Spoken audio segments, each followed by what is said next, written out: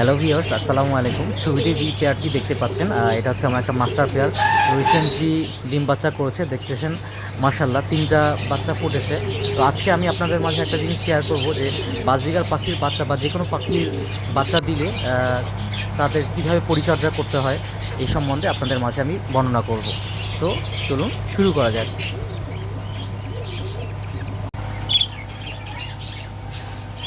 এই যে এখানে দেখতে পাচ্ছেন 3টা বাচ্চা, আলহামদুলিল্লাহ আরও 3টা ডিম আছে। 3টার ভিতর সম্ভবত 2টা ফুটবে ইনশাল্লাহ।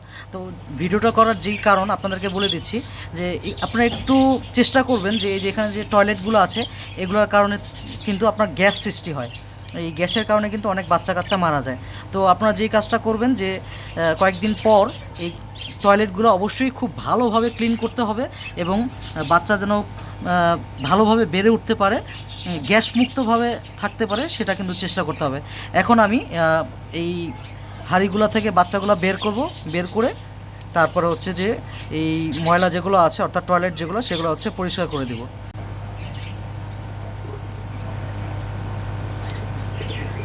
এই যে প্রথম বাচ্চাটা আস্তে একটা আলতো ভালো একটা জায়গা রাখতে হবে, রেখে দিলাম। এরপর হচ্ছে বাকি বাচ্চাগুলো আমি বের করছি। এই মাশাআল্লাহ সবগুলাই হেলদি হয়েছে।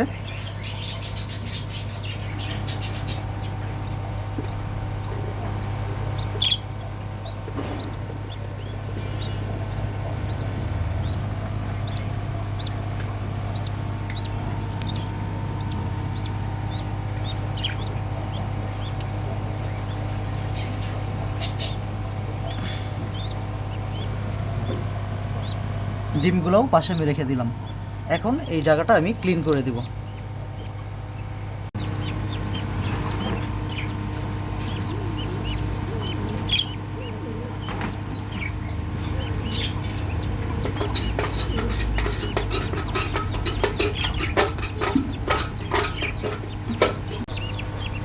আমার হাঁড়িটা কিন্তু ক্লিন হয়ে গেছে। এখন হচ্ছে যে ডিমগুলো ছিল সেগুলো আলতোভাবে দিয়ে দিতে হবে। দিয়ে দিলাম এবং এই বাচ্চাগুলো আমি সুন্দরভাবে প্লেস করে দিচ্ছি।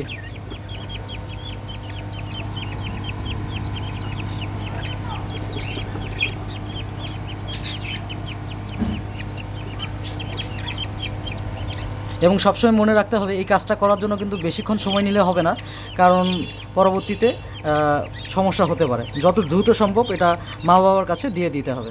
এখন আমি দিয়ে দিচ্ছি।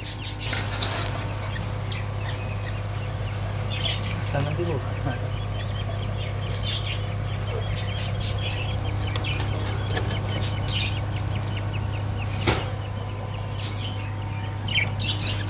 এটা কি ধরেন, আমি আবার আগের জায়গায় একটা প্লেস করে রেখে দিচ্ছি।